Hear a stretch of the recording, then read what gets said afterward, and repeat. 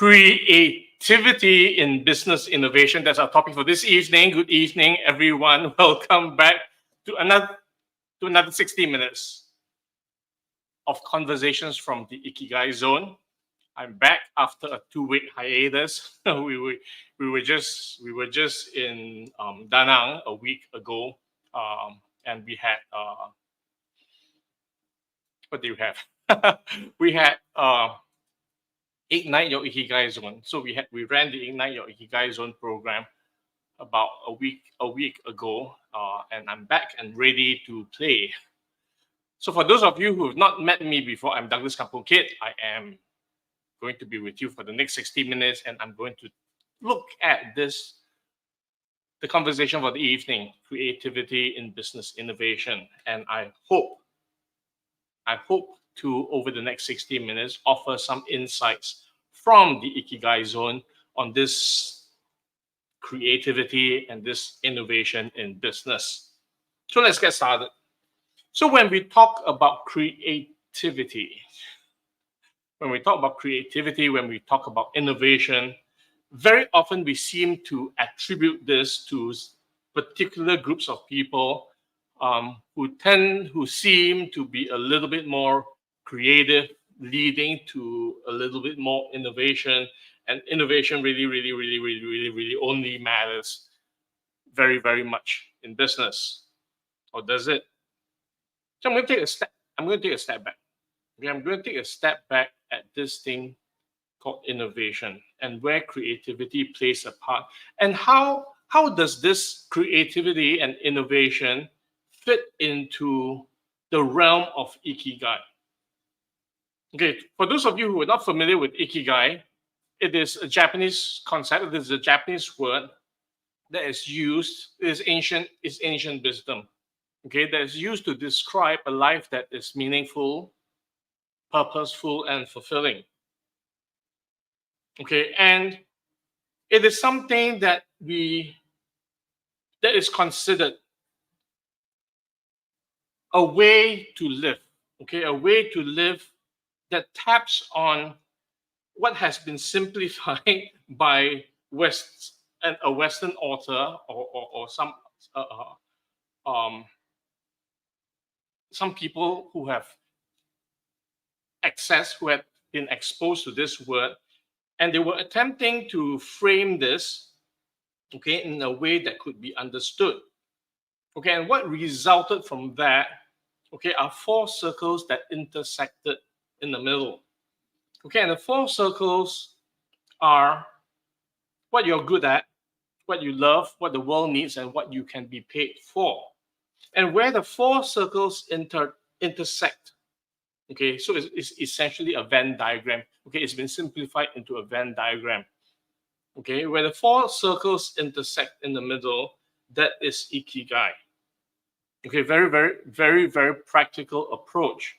Okay, which makes it a lot simpler and a lot easier to look at and a lot simpler to understand.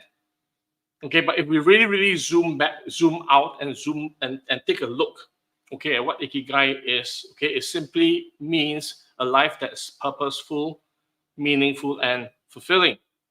Okay, but if we look at the 4 circles and where they intersect, this definition of Ikigai gives us an approach, okay, a goal, if I could say that, a goal to work towards. Okay, so that's the concept of Ikigai. Now let's look at this entire conversation about creativity and innovation and in business. How does innovation happen? Okay, so the first question is, how does innovation happen? Okay, can innovation happen without creativity? Okay, does creativity lead to innovation, or does innovation drive creativity? Okay, very often when we look at an outcome, okay, we see a result at a particular point in time. Okay, we don't see what happened before that, and sometimes these outcomes are very clever. Okay, they're very clever, and we look at them and say, "Wow, that's brilliant." That's brilliant. Okay, whatever that innovation is. And we've had lots and lots and lots and lots and lots of them throughout history. Okay, but where does innovation start? Where does creativity come from? Okay, do you just sit down, okay, let's be creative and let's innovate? Okay, it doesn't always work that way. Okay, it actually frequently does not work that way.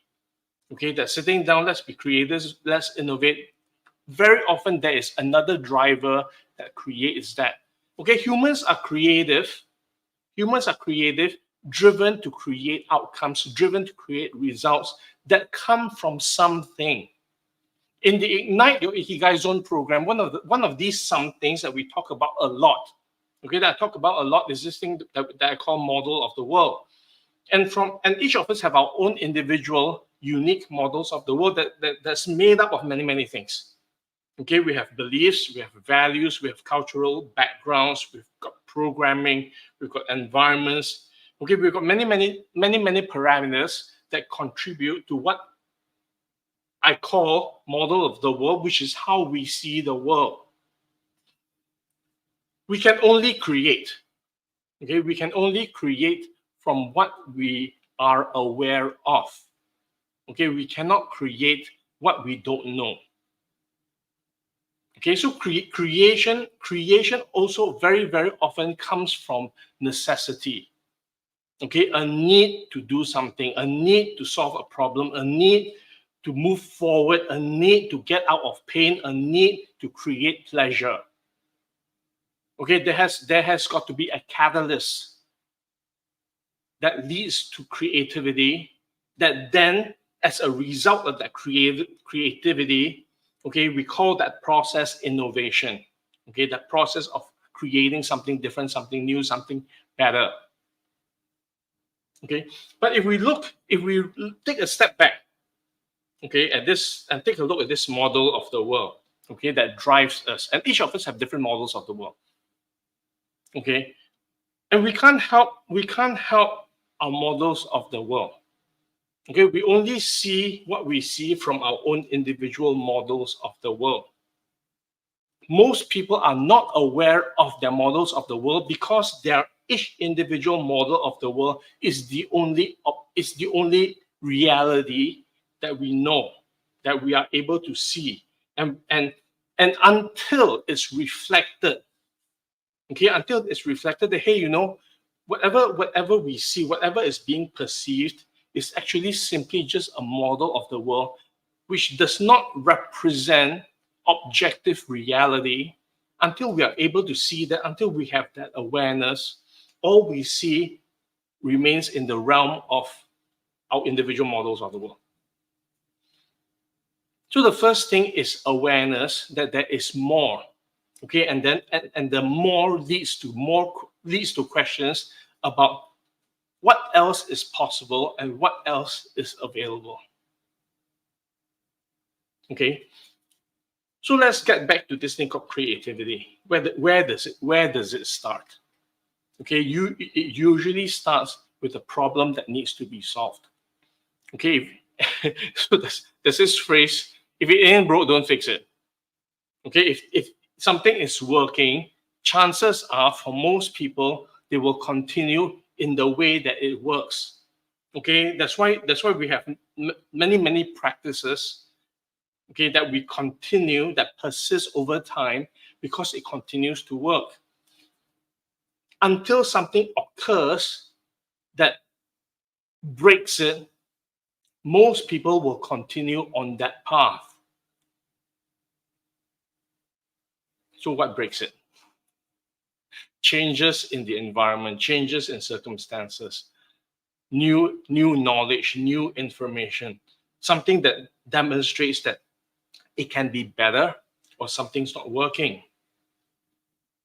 If we look at some of the greatest innovations in the history of humanity, most of them come from a need that arose, okay, a problem that needed to be solved, a pain that needed to be resolved. Okay, and the most recent circumstance. Okay, the most recent circumstance. What do you think that is? What is the most recent occurrence in the history of humanity in the last 5 years that has spurred some of the greatest innovations that we are experiencing now? It was COVID. Okay, it was COVID. It was simply COVID. Okay, COVID brought the world down to its knees. Okay, and then we had to be creative. Okay, we had to figure out what to do with this bloody thing called COVID. Okay, and there were many problems that needed to be solved. Okay, the first and foremost, most important thing that needed to be solved, okay, was preventing people from dying. Okay, what did we need to do to prevent people from dying? Innovation starts with questions that we ask. Okay, so first thing, innovation starts with questions that we ask about what else is possible, what else needs to be done, what the problem is. Okay, so that's number one, the questions that we ask. What do we need to do to prevent people from dying? Okay, and when we ask questions, the human brain gets to work and starts to look for solutions. It will first start looking at all its existing knowledge. Okay, each of us go into our own models of the world to look at what is possible, what we have.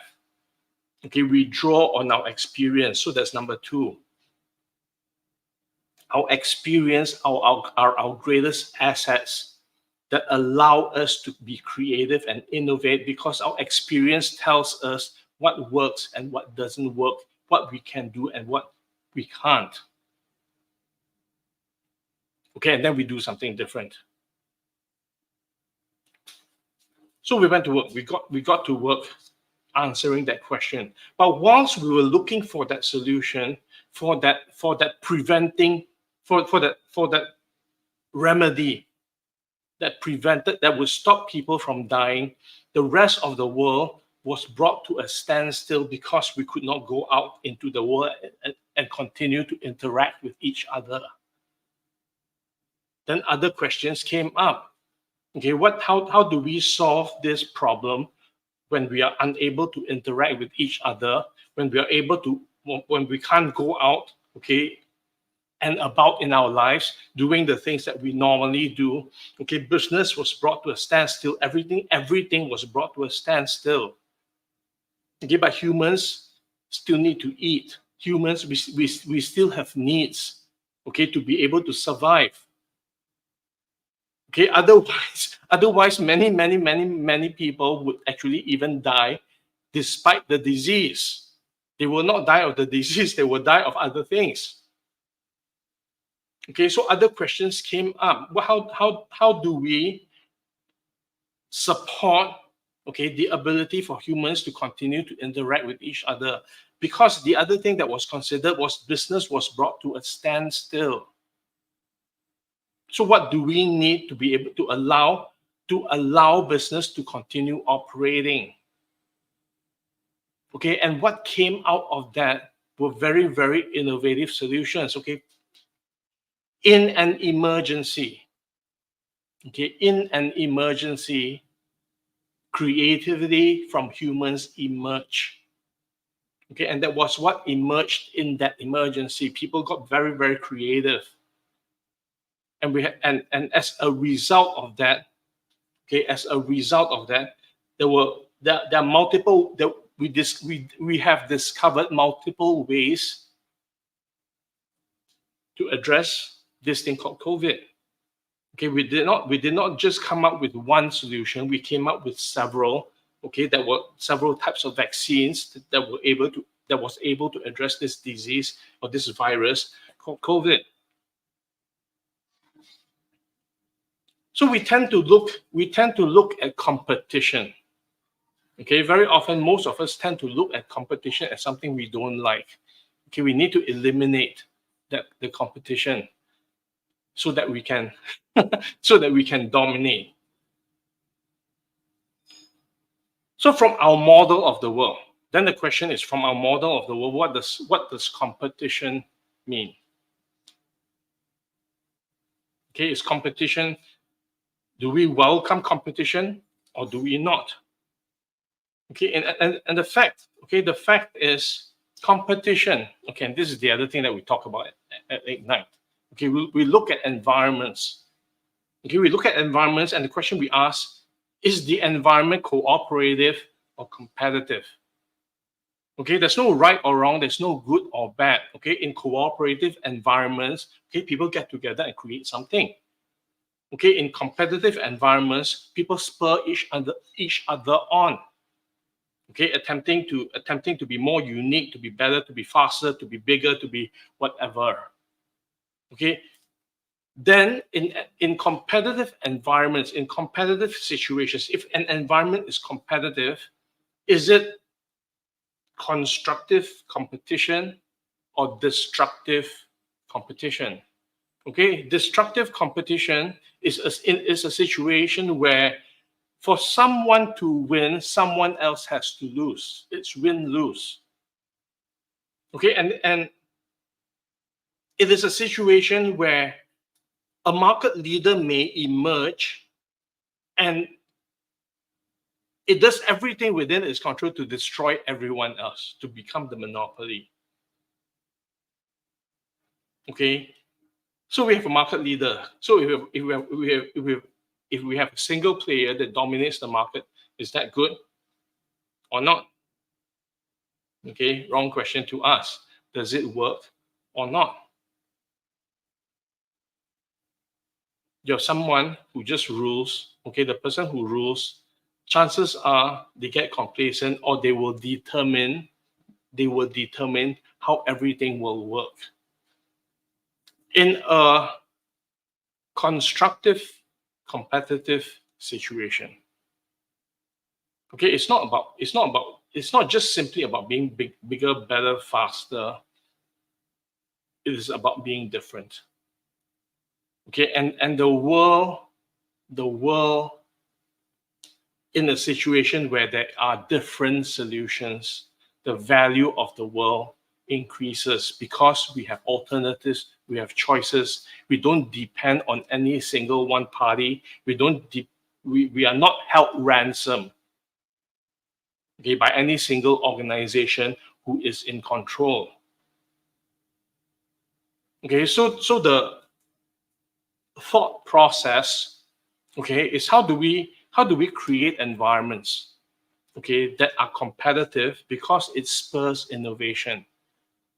Okay, how do we create environments that are competitive in a constructive way that then allows creativity, different types of creativity and innovation to coexist and to occur? Okay, and what results sometimes from that, okay, is learning from each other, being more different.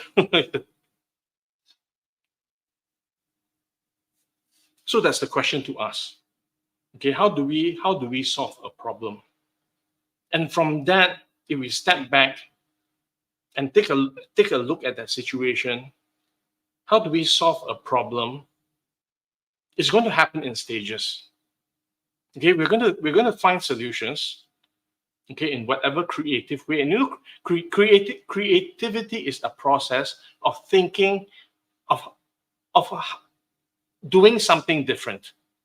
Okay, that's all it is. Okay, and when we attempt to do something different, does it always work? No, it doesn't. So creativity is a process that occurs in versions. Okay, but the common thing a lot of us want to do is we want to get it right the first time we do it. Okay, and we can't get it right the first time we do it. Okay, very often a lot of people step back and not do it at all. Okay, and the thing is, I don't know how to create a perfect solution, so I wouldn't even start. Okay, and innovation stops.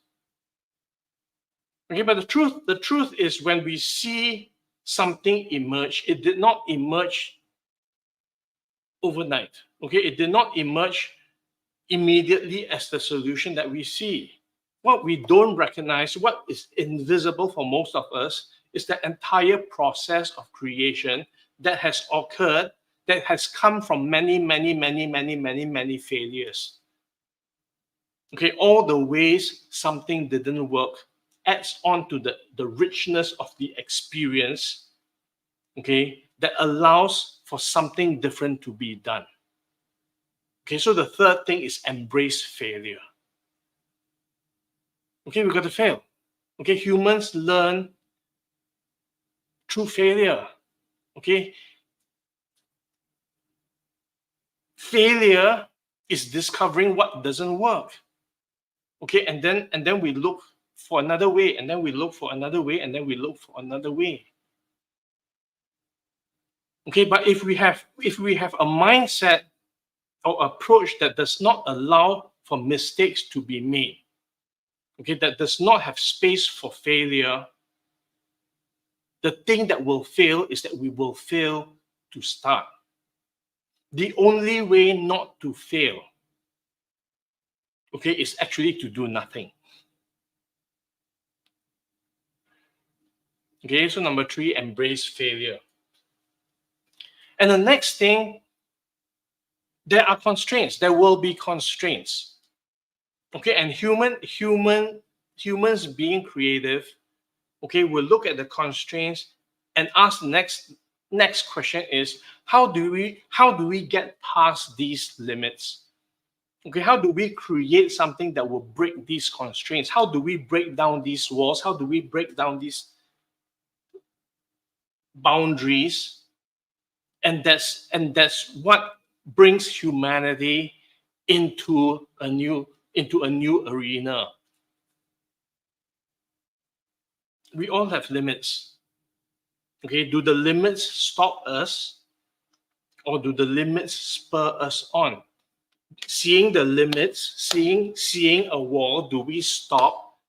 Hey, there's a wall right there. We can't move further. That's one approach. Okay, and if we take that approach, then we won't move further. Okay, the other approach is, how do we get past this wall? How do we break this wall? How do we get beyond this wall? How do we get past these limits?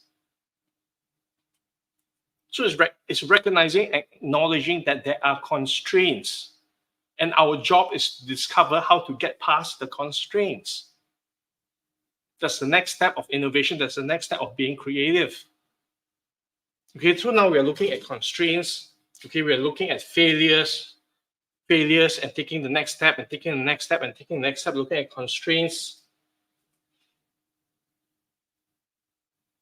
Then the diversity of humans come in.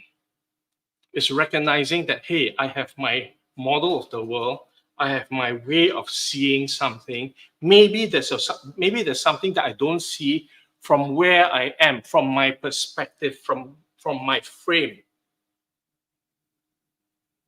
And when I recognize that I have a frame, this viewport that I'm looking through, that I have a model of the world that determines a lot of the things that I see, it also enables me to acknowledge that, hey, maybe someone else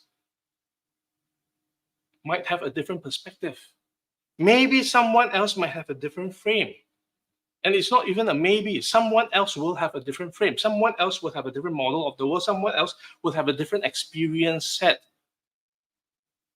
Okay, so now we have 2 individuals, okay, who have his model of the world, okay, that may be different models of the world. When 2 or more individuals recognize that and come together, what occurs is an expansion of both models of the world. When I am able to acknowledge my own model of the world and from there acknowledge that, hey, someone else has a different model of the world, and then we come together, both of us will experience an expansion. If I share my model of the world and the other person shares his model of the world, both our models of the world experiences expansion.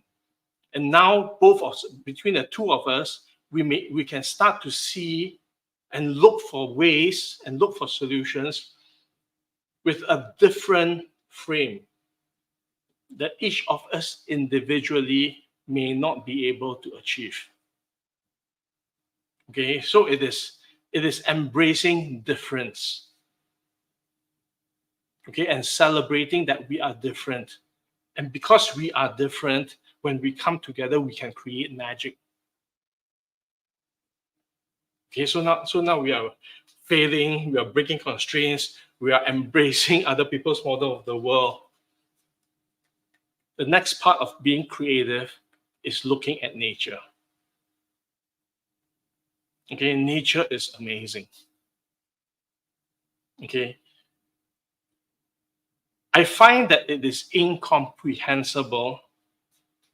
Okay, it is incomprehensible. It is beyond human capacity to create the reality in which we live.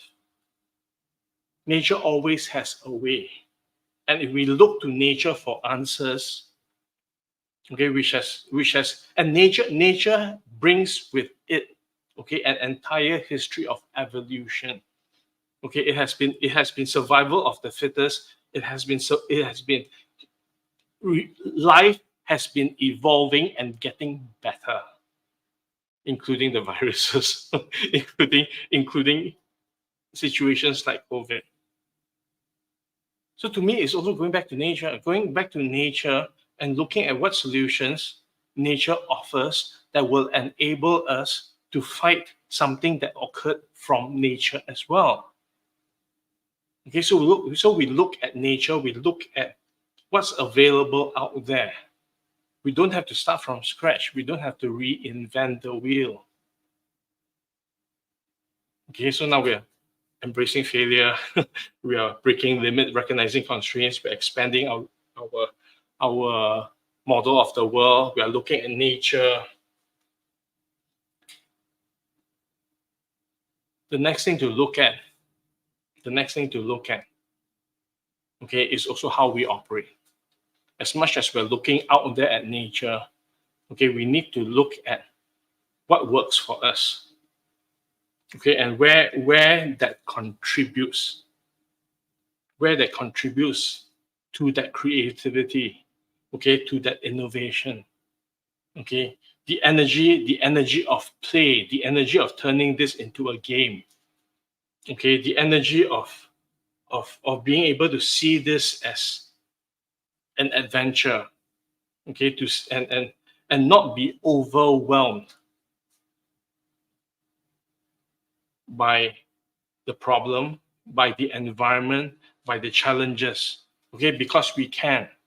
Okay, in the situation of COVID, it was very, very easy to be overwhelmed by this huge thing. Oh no, the world is being shut down. What do we do? Okay, this is where resilience comes in. Okay, how we turn this venture, this innovation, this creativity into something, into an adventure, into a challenge in itself,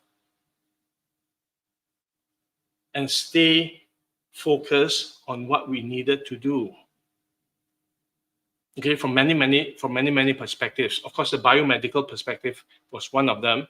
Okay, solving other problems. Okay, for us to continue connecting. Okay, some of the solutions that emerge. Okay, that allow us to connect has actually changed the world. Okay, technology like this that allows me to do live streams. Okay, quickly and easily without having to set a lot of things up. Okay, this didn't exist, okay, in its current form. Then was COVID 5 years ago. Okay, 5 years ago. Okay, all this technology that we have today has emerged. Okay, through the creativity of humanity, of humans attempting to solve a problem brought about by a pandemic, brought about by this disease, by this virus called COVID-19. Okay, so how do we turn all this into a way that works without being overwhelmed by the challenge? Okay, so now we're juggling all these things.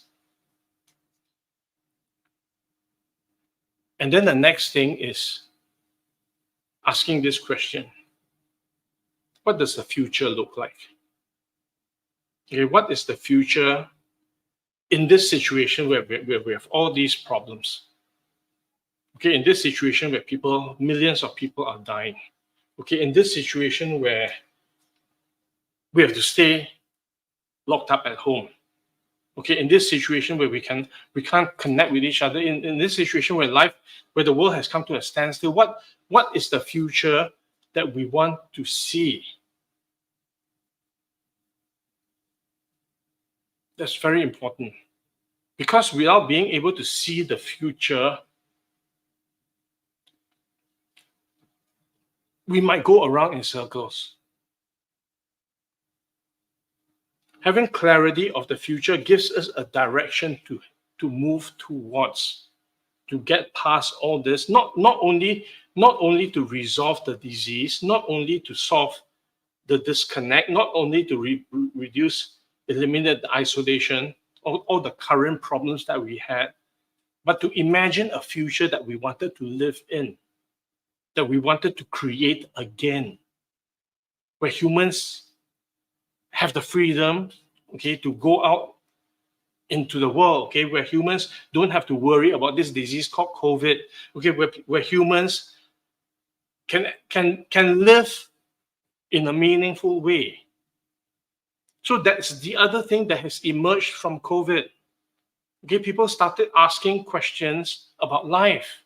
Is there more to life than just earning a living? Is there more to life than just going to work and spending 40 years of your life, okay, getting a paycheck? Is there more to life than just getting married, having kids, okay, putting a roof over your head, having food on the table, and just merely going through life on a daily basis, day after day, okay, without having any idea of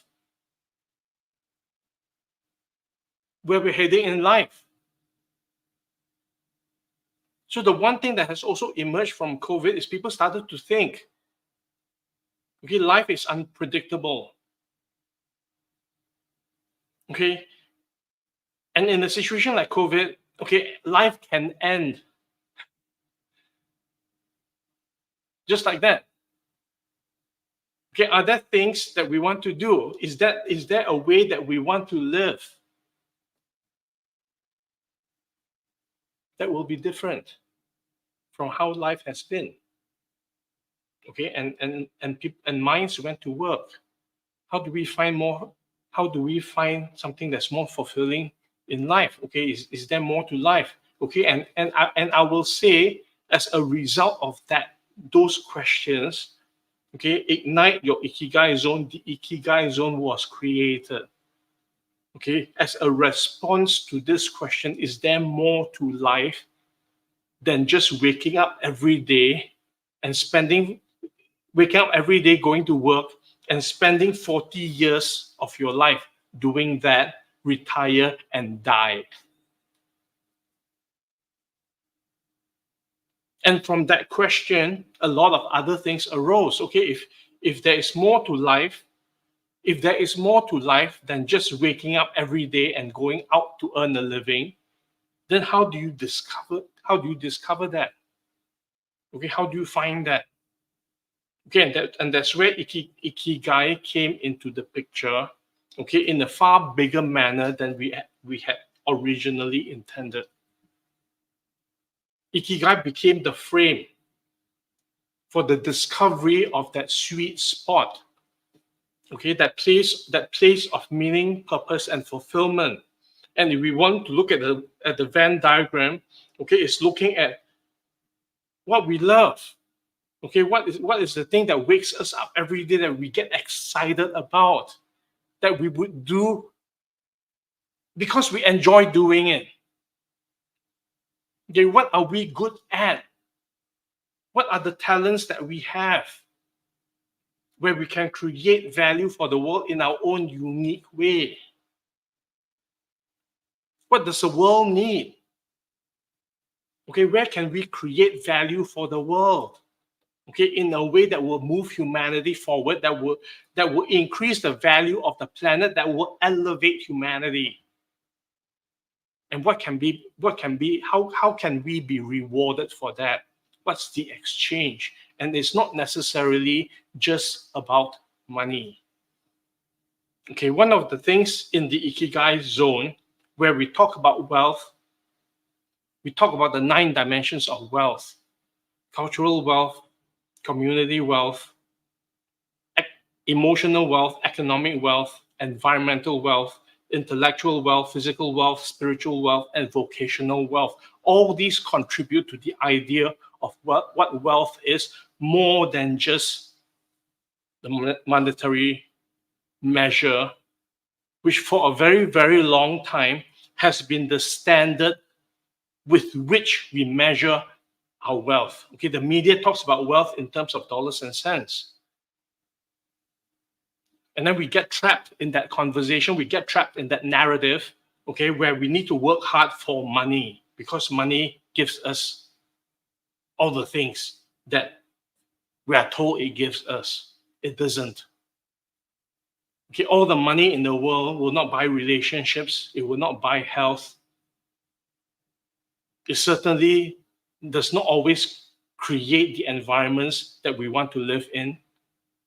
Okay, and history has shown how the pursuit of money has been destructive to the environment. Money doesn't buy our spirituality. Money doesn't buy our passion. Money doesn't buy community. So we look at what we can be rewarded for from a perspective of, from a multi-dimensional perspective. Okay, from these 9 dimensions of wealth. Okay, how do we create better relationships? Okay, how do we find more meaning and fulfillment? How do we discover our passion and feel that passion? How do we live better physically? How do we live longer? If we were to live for 100 years, if you were to live for 100 years, how would you want to live? So all these questions contribute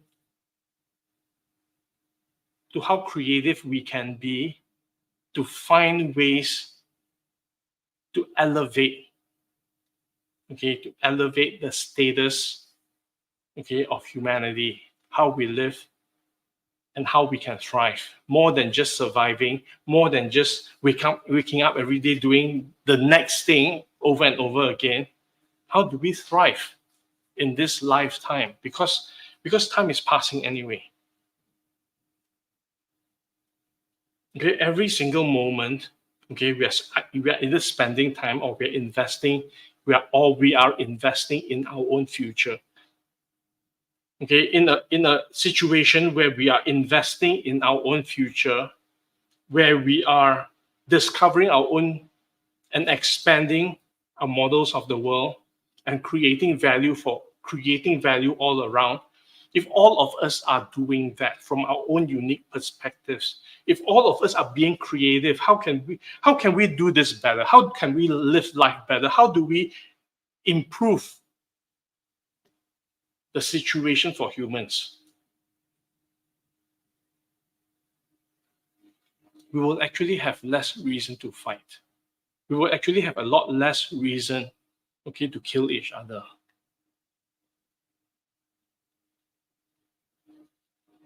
The Earth is just one planet in a huge, expansive universe that we live in.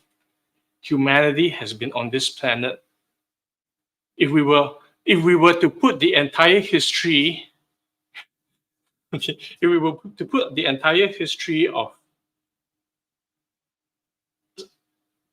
existence, starting from the Big Bang to where we are right now, within 10 minutes, okay, the Big Bang, okay, when the universe was supposed to have started, the Big Bang to where we are right now, if we compress all this into 10 minutes, humans have only been on this planet, in the last fraction of a second. We've not been here long. Okay, but what a mess we've created. So how do we be creative? How do we innovate? Okay, and not kill each other. How do we innovate and elevate everyone? How do we create cooperative or constructive competitive environments? How do we live better? How do we create more wealth for the planet? I think these are all the questions I would ask. Okay, with the intention to then plant seeds, okay, that will spur people to be more creative. And each of us will be creative in different ways because we come into this planet, we come into this life on this planet with a different set of talents. Okay, we get different sets of experiences. Okay, we're all different and unique. How do we come together with all our different talents and all our different uniqueness to create something new, to create something better, to create something that works for all humanity? Each of us, humans are creative.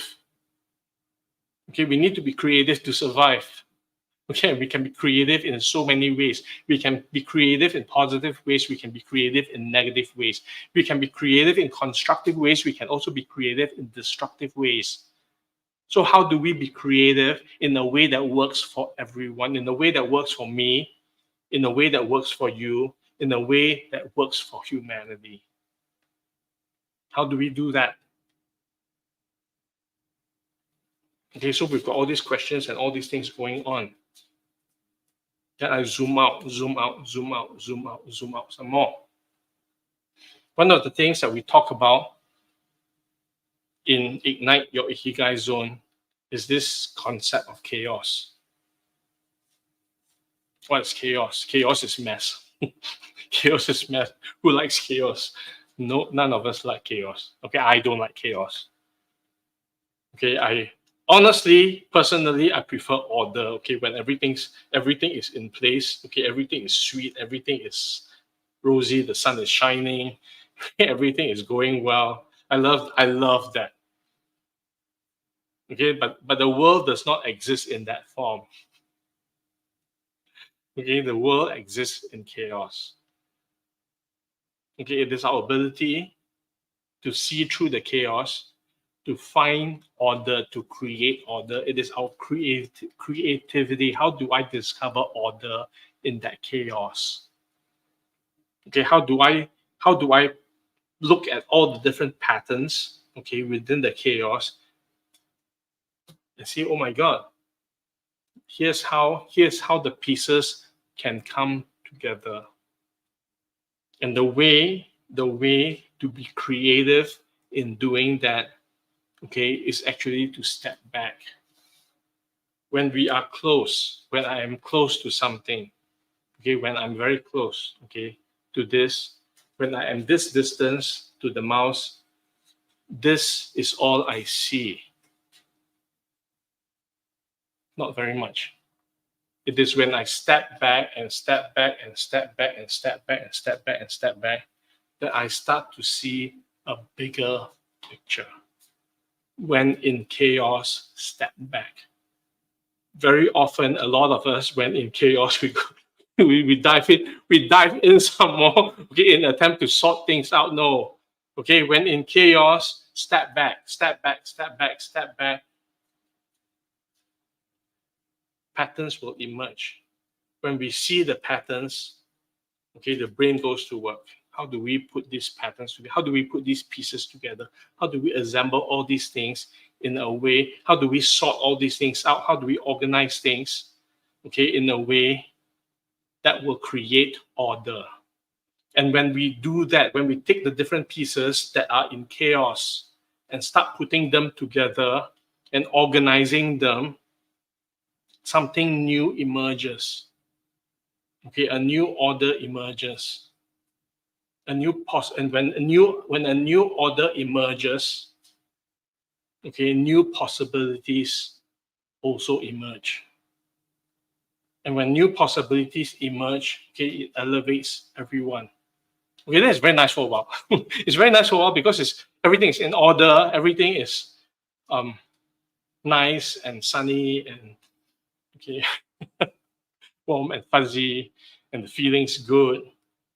Well, we can't stay there too long. Because if we stay there, that place of order, okay, where everything is in place, there's nothing, when everything is in place, there's absolutely nothing left to do. When you've got a jigsaw puzzle, you guys know what jigsaw puzzle is?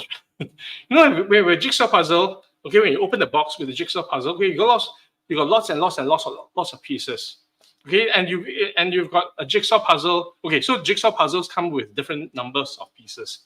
Okay, a jigsaw puzzle that has 20 pieces is relatively easy to assemble. Okay, a jigsaw puzzle that's 1,000 pieces is a little bit more difficult, will take a little bit more time.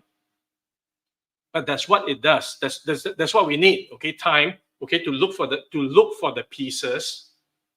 Okay, to look for the pieces and then put them together. Okay, so along the way we will make mistakes. Okay, does this fit? It doesn't fit. Oh, this is the wrong piece. And then we look for the next piece and the next piece and the next piece. Eventually, the picture emerges. You know what's up? What's one up on that challenge is, you have jigsaw puzzles, okay, which are multicolored, and it's easy to recognize the pieces because you look at the color and you look for corresponding pieces that have the same color, okay, and then you put them together. They may not always fit, okay, but it gives us a clue to what the picture may look like. The next level is if you've got a jigsaw puzzle that is entirely a single color. Okay, you've got a picture that's entirely white. all you have to get by, okay, are how the pieces fit. Okay, and sometimes that happens. Even when we zoom out, we've got the jigsaw puzzle, we can't see the picture because it all looks the same. Okay, but does that mean that there's no solution to it? No, it doesn't. It means that we're just going to have to work a little bit harder. Okay, so that goes back to all the things that I talked about earlier. Okay, the constraints, okay, that we will fail, that we might need different perspectives, that there are limits, that there are look at it as an adventure. Okay, so problems exist in chaos. And when we solve problems, we grow.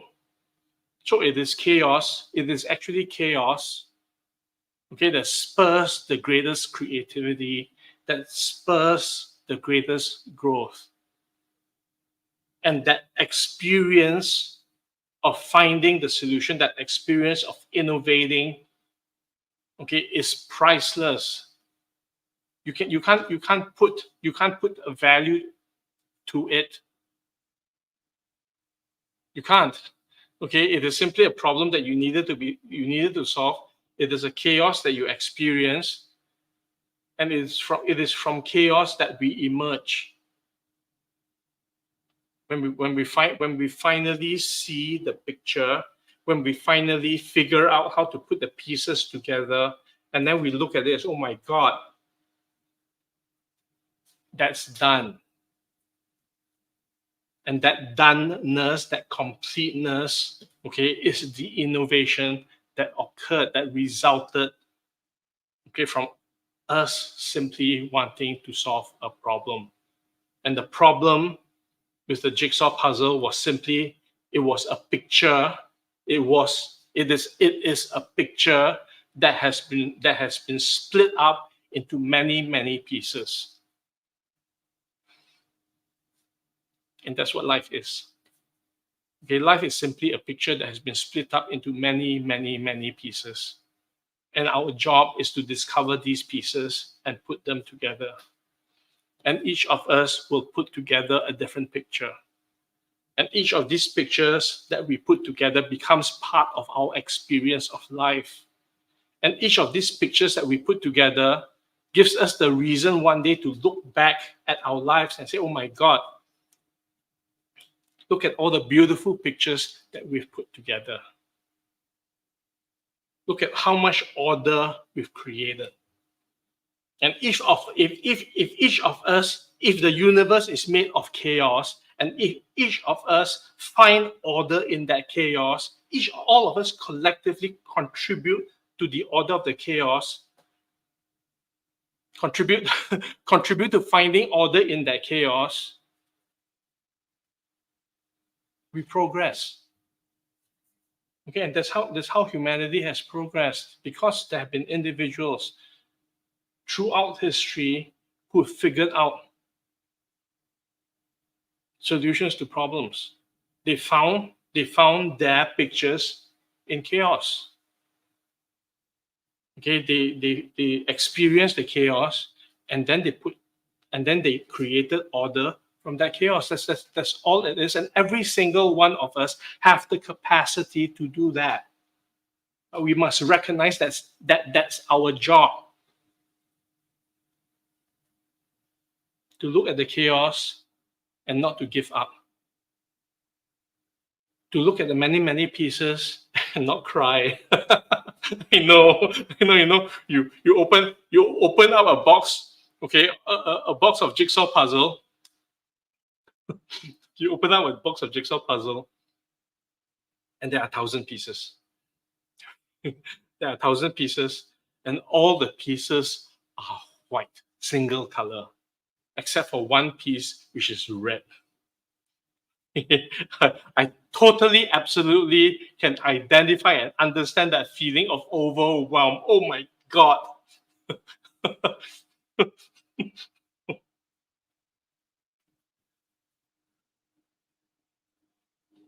I can give up. I can give up that moment and say it's impossible. It's impossible. It is impossible, okay, to put this together. Okay, but that it's impossible is a decision that I make. Okay, it's not the truth. Okay, it's impossible is something I tell myself that I can't do. And if we look at the history of humanity, there have been many it's impossible situations.